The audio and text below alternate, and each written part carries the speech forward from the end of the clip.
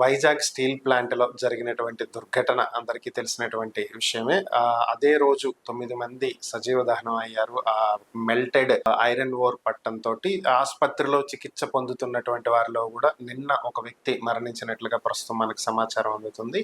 So ఈ అంశం మీదే మనతో విశ్లేషించడానికి ప్రముఖ హైకోర్టు న్యాయవాది రజనీ గారు మనతో ఉన్నారు. ఆమెతో మాట్లాడదాం. నమస్తే రజనీ గారు. నమస్తే అండి మేడం, నిన్న మీరు వైజాగ్ వెళ్ళటం జరిగింది. స్టీల్ ప్లాంట్ కి సంబంధించినటువంటి ఉద్యోగులతో కూడా మీరు మాట్లాడటం జరిగింది. ఓవరాల్ గా అసలు అక్కడ పరిస్థితి ఏంటి? గతంలో ఎప్పుడూ లేని విధంగా అది అక్కడ బ్లాస్ట్ అవ్వటం, మెల్టెడ్ ఐరన్ ఓరు పడి చాలా మంది, దాదాపుగా 9 మంది దహనం అవటం, చికిత్స పొందుతున్న వారిలో కూడా ఒక వ్యక్తి మరణించారు. సో ఇలాంటి దయనీయమైనటువంటి పరిస్థితి అసలు ఎందుకు వచ్చింది, ఏంటి కారణం, అక్కడ ఉన్న ఉద్యోగులు మీతో పంచుకున్నటువంటి విషయాలు ఏంటి? నమస్తే సార్. నిన్నటి రోజు వైజాగ్ స్టీల్ ప్లాంట్ కి సంబంధించి జరిగిన ఘటనని అంటే దూరంగా కాకుండా ప్రత్యక్షంగా కళ్ళ ముందు అక్కడ సిఐటి లీడర్లు కానీ అక్కడ అటువంటి పనిచేసే కార్మికులతో వాళ్ళ భావోద్వేగాలు డైరెక్ట్ గా చూడడం ఎలా ఉంటుందంటేనండి, లైఫ్ లాంగ్ గుర్తుండిపోయే కొన్ని ఘటనలండి. అంటే ఈ పని చేస్తే ప్రమాదం అన్నప్పుడు అయినా కూడా ఆ పని ఎందుకు చేస్తారు అంటే, ఆ పని లేకపోతే పూట గడవని పరిస్థితుల్లో, అందుకే మనకి ఎక్కడైతే సింగరేణి గనుల్లో కిందకెళ్ళి ఎక్కడైతే గనులు తవ్వుతుంటారో చాలా మంది చనిపోతున్న పరిస్థితి కూడా మనం చూస్తుంటాం సార్. కానీ వాళ్ళకి అది తప్ప వేరే వ్యాపకం లేదు, అది తప్ప వేరేది రాదు, దానికి అలవాటు పడిపోయి ఉంటారు. చావో రేవో అక్కడే మా జీవితం, ఈ సింగరేణి మట్టిలోనే మేము కలవడానికి సిద్ధమయ్యామంటూనే ప్రతి ఉద్యోగి వస్తారు సార్. నెత్తికి హెల్మెట్ పెట్టుకొని ఆ బొగ్గు గనుల్లో పోవడం, ఇప్పుడు ఇందాక చూసినటువంటి ఏదైతే స్టీల్ ప్లాంట్ లో పని చేయడం, ఇదంతా ఎలా ఉంటుందంటే సార్, చాలా ఆశ్చర్యం ఏంటంటే ఈ ఘటన అనుకోకుండా జరగలేదు సార్. ఈ ఘటన జరిగిద్దని ఒక సంవత్సరం నుంచి సార్, ఒక సంవత్సరం నుంచి ఆ కోల్ ఏదైతే ఐరన్ ఓర్ కానీ వాళ్ళకి ఇచ్చేటటువంటి కోల్ కానీ నాసిరకం ఉంది, క్వాలిటీ లేదు, దాని వల్ల ప్రమాదం సంభవించేటటువంటి అవకాశాలు ఎక్కువ ఉన్నాయి. అది కూడా కాదు సార్, మొన్నీ మధ్య కూడా ప్రమాదం సంభవించింది సార్. అడుగు దూరంలో కళ్ళ ముందు నిప్పు తగలబడిపోతే మేము పారిపోతున్న పరిస్థితి నెలకొనింది సార్. ఎనీ టైం ప్రమాదం ఉంది సార్ అంటూ ఎవిడెంట్రీగా డేటు టైంతో సహా సాక్షులు, అంటే ఈ లెటర్ పెడతారు చూడండి. అంటే ఈ పేస్ వన్ లో ఒక 10 మంది కార్మికులు లెటర్ పెట్టారు. ఏమని అంటే, ఇక్కడ క్వాలిటీ లేని బొగ్గు చేయడం వల్ల మాకు ఇలా ఇబ్బంది ఉంది, ప్రమాదం త్రుటిప్రాయంలో 5 సార్లు తప్పిపోయింది, ఎనీ టైం మాకు ప్రమాదం ఉంటుంది, ఈ క్వాలిటీ లేని బొగ్గుని, క్వాలిటీ లేని ఐరన్ ఓర్ ని మాకు ఇవ్వకండి, 30 సంవత్సరాల నుంచి అవే బ్యాటరీలు వాడుతున్నాం, సీషోర్ అంటే సముద్రం పక్కనే ఉండడం వల్ల ఆ ఏదైతే ఉప్పు గాలి వల్ల ఈ పరికరాలు తుప్పు పట్టిపోతున్నాయి, ఈ తుప్పు పోవటం లేదు, మాకు పనికి కూడా పనికిరాని పరిస్థితుల్లో ఉంది అంటూ ఎవిడెంట్రీగా లెటర్లు రాసినారు సార్. ఆ లెటర్లు రాసిన వాళ్ళని అదే మాదిగా ఒక అధికారి, మీకు ఆ వీడియో కూడా మనం అప్లోడ్ ఇంకా అవ్వలేదు సార్, అది చాలా ఒక 30 minutes వీడియో ఉంది, అది ఎవిడెంటరీ డాక్యుమెంటరీ సార్. అంటే ఏ అధికారి అయితే దీంట్లో క్వాలిటీ లేదని రాసినాడో ఆ అధికారిని ట్రాన్స్ఫర్ వేసేస్తున్నారు, లేకపోతే అధికారిని సస్పెండ్ చేసిస్తున్నారు. అంటే ఎలాంటి వాతావరణం ఉంటుంది అంటే, గుర్తుపెట్టుకోవాలి, అనుకోకుండా అనుకుని జరిగింది. అలా అన్నా పోతారు కొంతమంది, పోతే పోనిండి తగ్గుతుంది. ఒకళ్ళు పోతే 10 మంది ఉద్యోగం అన్నా మానేస్తారు, అట్లా అన్నా ఉద్యోగం ఆగిపోతుంది. లేకపోతే ప్రాణాలు పోతున్నాయి, గవర్నమెంట్ రన్ చేయలేకపోతుంది కాబట్టి ప్రైవేట్కి ఇచ్చేయండి, మా ప్రాణాలతో అన్న ఉంటాం, ₹1,00,000 కాదు 20,000 జీతం వచ్చినా చాలు అంటే అనే పరిస్థితికి కార్మికులను తీసుకురావడం కోసం ప్రీ ప్లాన్డ్ స్కెచ్ లా చేస్తున్నారండి. అంటే పొమ్మనకూడదు, పొగబెట్టడం.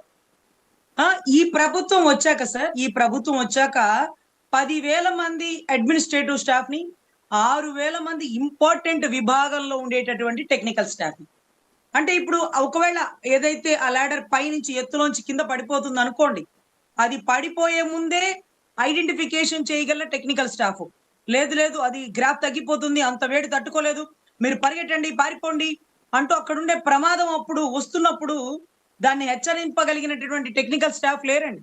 25 మంది కూర్చొని పనిచేయాల్సిన దగ్గర 4 పనిచేస్తున్నారు. దాంట్లో 4 కాకుండా ఇంకొక 4 ట్రైనింగ్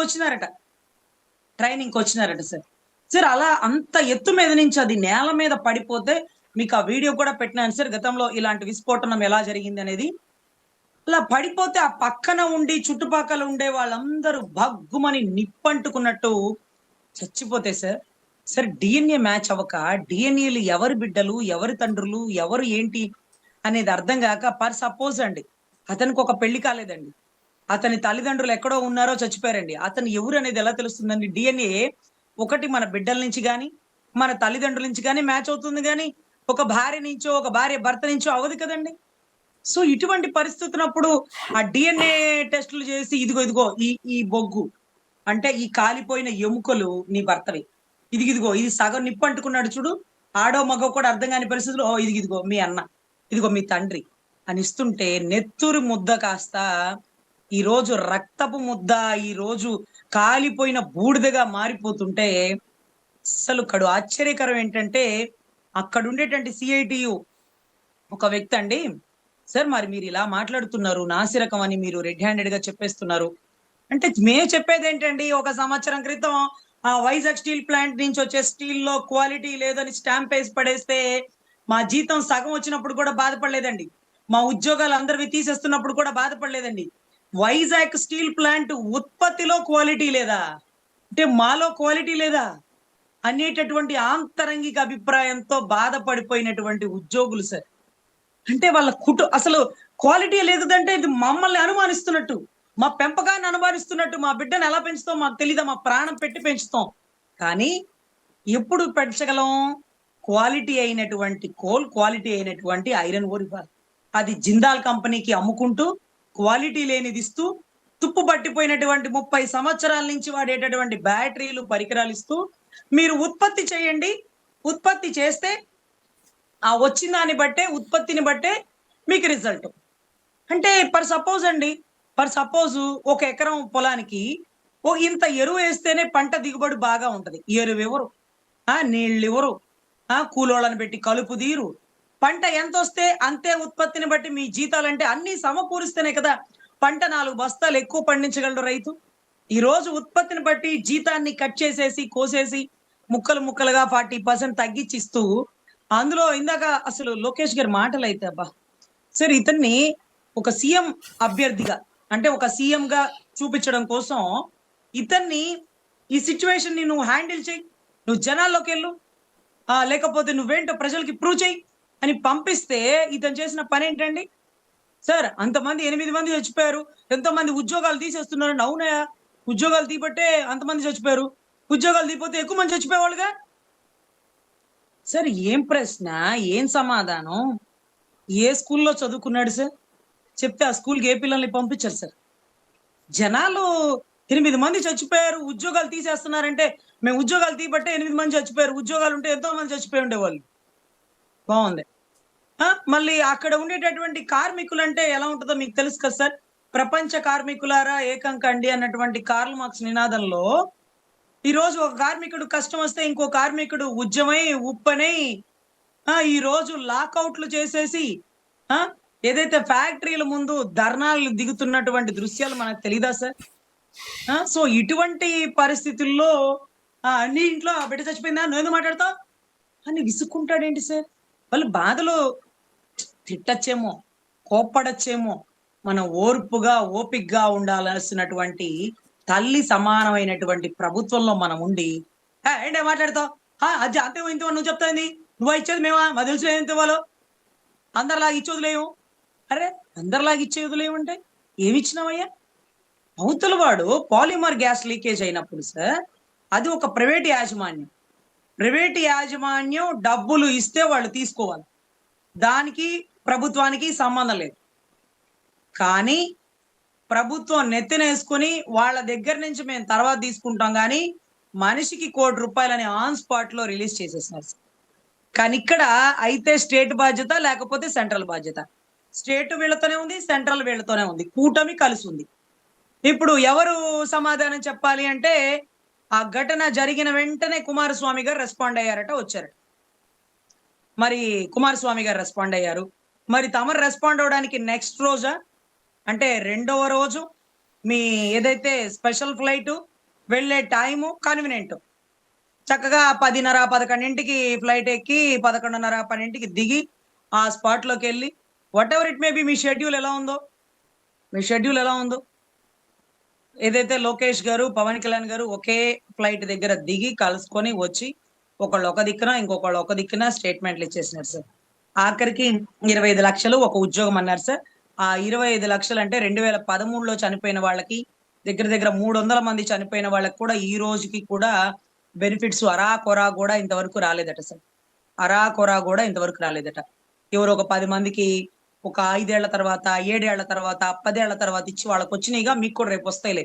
ఇప్పుడు కాకపోతే రేపు లోటు బడ్జెట్ లో నడుస్తుంది. ఏమైనా ఎక్కువ తక్కువ మాట్లాడితే అసలు ఇచ్చే వాళ్ళు కూడా ఇవ్వరు. మీరు అలా పక్క పార్టీలోకి ప్రభుత్వాల్లోకి వెళ్ళి మాట్లాడకండి. ఇచ్చేవరకు ఎదురు చూడండి. ఆ పార్టీలను ఎత్తినేసుకొని మాట్లాడితే అసలు ఇవ్వరు. ఇలాంటి బెదిరింపులు, హెచ్చరికలు కూడా రాజకీయ పార్టీల వాళ్ళు కార్మిక సంఘాలను చేస్తుంటే గౌరవ డిప్యూటీ సీఎం గారు మీరు చెయ్యెత్తలేదయ్యా. ఆ రోజు నేను అడిగా, మీరు చేతులు ఎత్తుంటే మిమ్మల్ని అందరినీ ఢిల్లీకి తీసుకెళ్ళి ఉండేవాడిని, అయిపోయింది ఈ సమస్య. సార్ ఆయన ఎలా చెప్తున్నారంటే పోపు తాలింపు వేసినట్టు చెప్పేస్తున్నారు. చాలా తేలిగ్గా పొయ్యి వెలిగించండి, పొయ్యి మీద నూనె వేయండి, అలా పోపు గింజలు వేయండి, ఇప్పుడు చూడండి వేడెక్కిపోయిందా, ఇప్పుడు కూరగాయలు వేయండి అన్నట్టు చెప్తున్నారు సార్.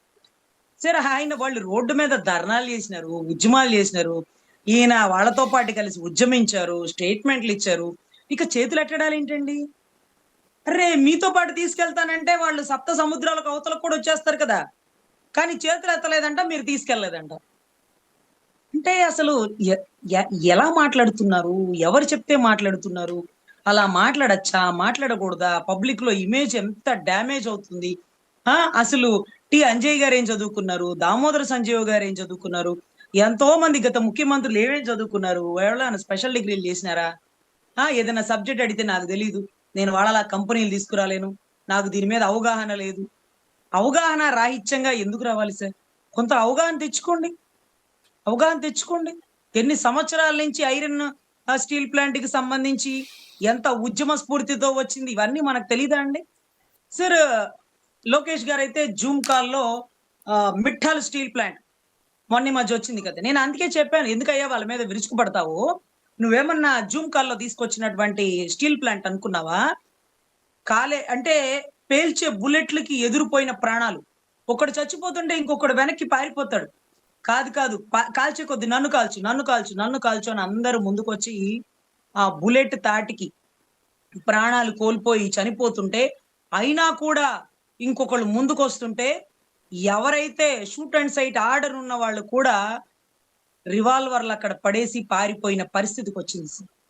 అంటే అంటే గాల్లో రివాల్వర్ కాలిస్తే అందరూ పారిపోతుంటారు ఇప్పుడున్న అట్మాస్ఫియర్ కి. లేదా ఒకళ్ళకి దూటా తగలగానే ఇంకొకళ్ళు పారిపోతుంటారు. కానీ అప్పట్లో అలా కాదు సార్. అనుకున్నారు స్టీల్ ప్లాంట్ తెచ్చుకోవాలని. కొన్ని వేల మంది ఇచ్చినటువంటి భూములవి. ఎన్ని వేల ఎకరాలు సార్, 33,000 ఎకరాలు. మనం ఎలా అయితే రాజధాని అని చెప్పుకుంటామో కనీసం 28 ఎకరాలు, 28,000 ఎకరాలు ఎంత ఉంది కదా సార్. సార్ ఇట్లా ఎంతమంది ప్రాణాలు కోల్పోయారు, ఎంతమంది త్యాగం ఫలితంగా వచ్చిన స్టీల్ ప్లాంట్ ఏ ప్రభుత్వానికి ఎదురెళ్ళి తెచ్చుకున్నారంటే, ఆయన అంటాడు గట్టి గట్టిగా గర్జిస్తుంటాడు, ఏమంటే లోకేష్ గారు, నేను తీసుకొచ్చా, నాకు హక్కు ఉంది. హక్కుల గురించి మాట్లాడే ప్రదేశం, పరిస్థితి అది కాదు. అది కాదు సార్. కుమారస్వామి గారు వీడియో వినిపించండి వాళ్ళకి. 2021లో అసెంబ్లీలో అప్పుడున్నటువంటి ముఖ్యమంత్రి జగన్మోహన్ రెడ్డి గారు దీన్ని ప్రైవేటైజేషన్ కి వ్యతిరేకంగా తీర్మానం చేసినారు. ఆ రాష్ట్ర ముఖ్యమంత్రి వ్యతిరేకించినప్పుడు సెంట్రల్ ప్రైవేటీకరణ చేస్తుందా? ఒకవేళ ప్రైవేటీకరణ నేను ఆపానంటే అప్పుడు ఆపడానికి మీరు 2 చోట్ల ఓడిపోయిన వాళ్ళు కదా, మీకు ఆపే శక్తి ఎలా ఉంది? ఆ రోజు మీరు మోడీ గారితో మాట్లాడడానికి వెళ్ళినప్పుడు ఏం చెప్పారు? నా దగ్గర ఎంపీలు ఉన్నారా, ఉన్న ఒక్క ఎమ్మెల్యేని వైసీపీ లాగేస్తుంది, ఒకవేళ అవన్నీ గనక ఉండుంటే నేను మోడీ గారితో పోట్లాడి మీకు స్టీల్ ప్లాంట్ ని కాపాడుండేదాన్ని, 1000 కోట్లు ఫండ్ తెచ్చేవాడిని అన్నారు. ఈ రోజు 2 ఎంపీలు ఇచ్చారు, 21 స్ట్రైక్ రేట్ ఇచ్చారు. ఓ అంది హై, ఓ తుఫానీ హై అని మిమ్మల్ని నిరంతరం ప్రేమాభిమానాలతో దగ్గర తీసుకుంటున్న సెంట్రల్ దగ్గరికి మీరు వెళ్ళండి. ఇప్పుడు అడగండి చేతులు ఎత్తమని, అందరు ఎత్తుతారు. అప్పుడు చేతులు ఎత్తినా ఏం ఉపయోగం? మీరే అన్నారు కదా, నన్ను ఏం చూసిస్తారు, మిమ్మల్ని చూసే ఇస్తారు, మీ అరుపులు కేకలు చూసే నాకు గౌరవం ఇస్తారు, లేకపోతే నేనెంత వాళ్ళ ముందు మిమ్మల్ని బట్టే నాకు గౌరవం పెరుగుతుంది అని అన్న మీరు ఈ రోజు ఈ రోజు మీ చేతిలో ఎంపీలు ఉన్నారు, స్ట్రైక్ రేట్ ఉంది, డిప్యూటీ సీఎం, ఆ సెంట్రల్ కి ఇప్పుడు ఇంకా సన్నిహితులు అయినా సరే గత గవర్నమెంట్ ని ఈ ఘటన ఇలా జరగడానికి గల కారణాలు గత గవర్నమెంట్ ని అడగండి, అంతకు ముందున్న కాంగ్రెస్ ని అడగండి అంటారు. అరే నీ టైంలో జరిగిందయ్యా స్వామి, నీ ప్రభుత్వం వచ్చాకే వైజాగ్ స్టీల్ ప్లాంట్ లో స్టీల్ క్వాలిటీ లేదని స్టాంప్ వేసి ఈసిర్ మొహాన్ని కొట్టారు. స్టీల్ లో క్వాలిటీ ఎందుకు లేదు? ఎందుకంటే దాని ముడి సరుకు అయినటువంటి ఐరన్ ఓరు, లేకపోతే సంబంధించినటువంటి బొగ్గు, కోలు, ఇవన్నీ కూడా కల్తీ వస్తున్నాయి, క్వాలిటీ లేవు. వీటితో పని చేయడానికి అక్కడ ఉండేటటువంటి కార్మికులు ప్రాణాన్ని పణంగా పెట్టి ఎంతో మంది త్రుటిప్రాయంలో తప్పించుకొని మొన్న ఈ మధ్య అందరూ బతికినారట. ఇలాంటి ఘటన జరిగిద్దని మెమో డేట్ తో సహా ఉంది సార్. సో అది ఆ కార్మికులు మాట్లాడినటువంటి ఎవిడెంటరీ డాక్యుమెంట్ ఉంది సార్. అది మనం ప్రెస్ కి కూడా రిలీజ్ చేయాలి, మేడం కోర్టుకి కూడా ఎవిడెంటరీగా పెట్టాలి. మేడం ఇప్పుడే మనకి ఒక రిపోర్ట్ అయితే వచ్చింది, ఇది RINL దీని మీద నివేదిక ఇవ్వడం జరిగింది, ప్రాథమిక నివేదిక, ఇంకా పూర్తిగా దర్యాప్తు పూర్తి అవ్వలేదు. వీళ్ళు ఈరోజు ఇచ్చినటువంటి నివేదిక ప్రకారం కల్తీ జరిగింది, దీనివల్ల ఫైర్ బబుల్ అనేది ఏర్పడింది, ఆ ఫైర్ బబుల్లో వచ్చినటువంటి రియాక్షన్ వల్ల అది పేలటం వల్ల ఈ ఘటన జరిగింది.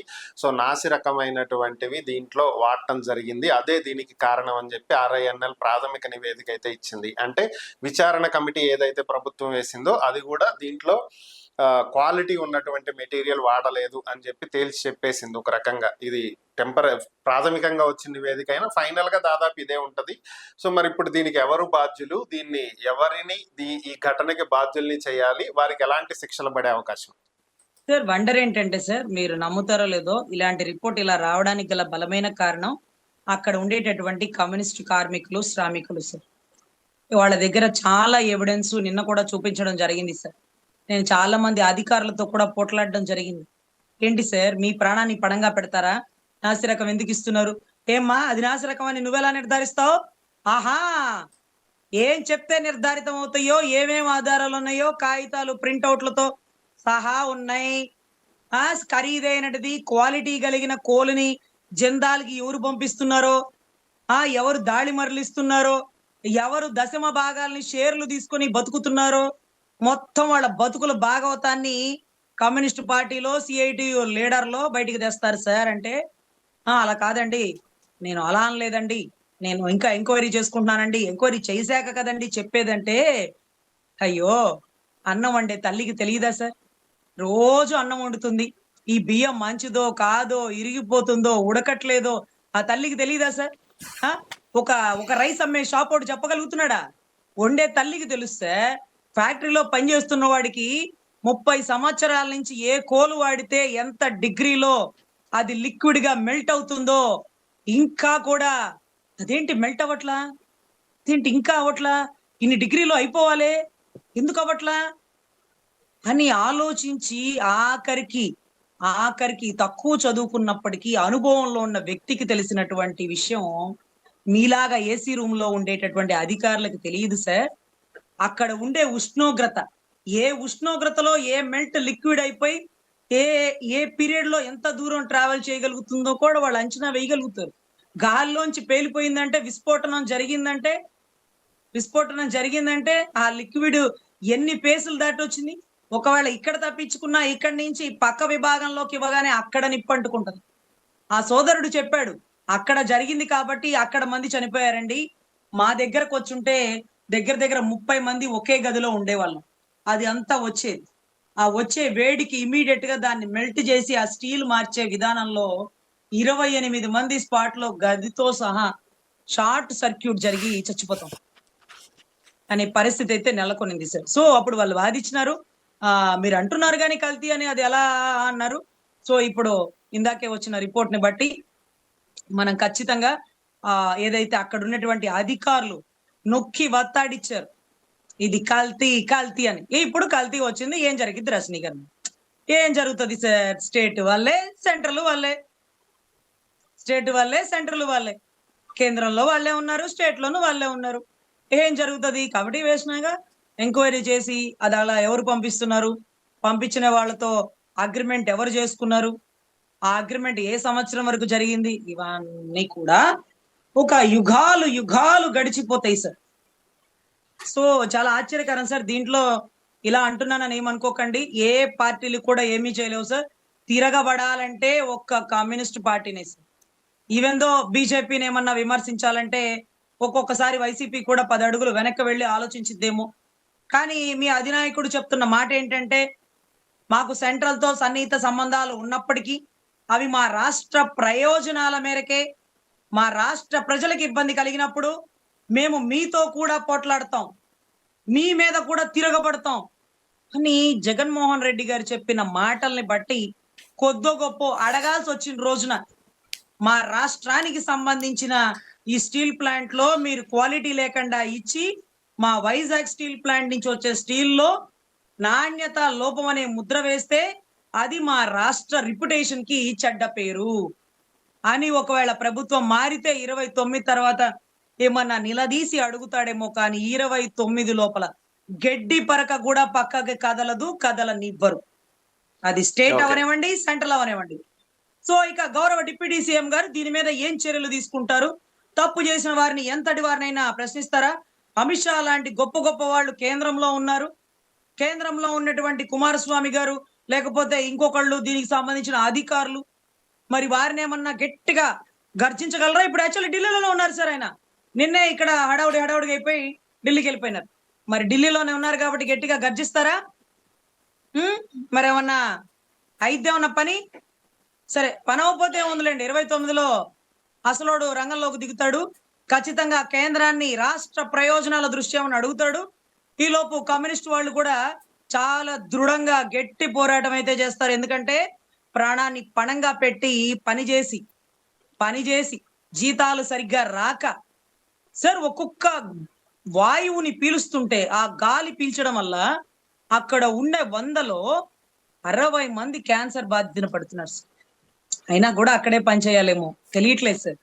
మీరు అక్కడికి వచ్చి బయటకు వచ్చి ఏదో పని చేసుకోవచ్చు కదా అంటే, అలవాటు అయిపోయిందిలేమ్మా, ఎంత 50 ఏళ్ళు వచ్చేసినాయి, క్యాన్సరో బోన్సరో ఏదైతే అదేంది, చిన్నోడు చదువు అయిపోతే చాలు, వాడు ఒడ్డున పడిపోతాడు, ఈ ఉద్యోగం ఇట్లా మానేస్తే అవదు, ఈ గాలి నాకు అలవాటు అయిపోయిందమ్మా, ఇంట్లో కూడా ఒక్కడనే పడుకోలేక ఏసీలో ఫ్యానుల్లో కింద పడుకోలేక ఆరు బయట దోమతలు కట్టుకొని పడుకుంటున్నాం, ఇక్కడ లోపల ఆ గాలి పీల్చి కనీసం ఇంకా లోపల ఉంటే ఇబ్బంది అయిపోతుంది అని అంటూ చెప్తున్నటువంటి ఆ శ్రామికుడు బాధని, ఆర్తనాదాలని చూస్తుంటే 4వ క్లాస్ పిల్లండి, నెక్స్ట్ నా దగ్గరికే వచ్చి ఉండేదండి, బిడ్డల భవిష్యత్తు ఎటువైపు వెళ్ళిపోయిద్దండి అని భయపడుతున్న పరిస్థితి అయితే నెలకొంది సార్. మన కళ్ళ ముందు చూసిన దృశ్యాలు కాబట్టి చాలా ఎవిడెంటరీగా మనం కోర్టుకి సబ్మిట్ చేయాలి అని అనుకున్నాం. ఈ లోపే అది కల్తీ అని కూడా తేలిపోయింది. ఎనీవే అక్కడ వాళ్ళు మీకు ముందే చెప్పినా అయినా ఎందుకు ప్రాణాలతో రిస్క్ చేసినారు? ప్రాణాలు పోయినా పర్లేదనుకున్నారా? సార్, ఎప్పుడైతే 16,000 పైచులకు ఉద్యోగాలు తీసేసి 11,000 కోట్లు మేము కేంద్రం నుంచి శాంక్షన్ చేయించినాం అన్నారు సార్. ఈ పాయింట్ నోట్ చేసుకోండి. కానీ మీరు ఆర్టీ వేయండి సార్, ఎవరిని నమ్మకండి. ఒకవేళ టీడీపీ, జనసేన, బీజేపీ మీరు అబద్ధాలు చెప్తున్నారు అని అనొచ్చు వైసీపీ వాళ్ళు. ఆర్టీ వేయండి. 11,000 కోట్లని దేనికి ఎంత కేటాయించారు వైజాగ్ స్టీల్ ప్లాంట్ అని అడగండి. జిఎస్టీ కట్టించేసుకున్నారు సార్. అంటే ఈ చేత్తో వచ్చే డబ్బుని ఈ చేత్తో తీసుకున్నారు.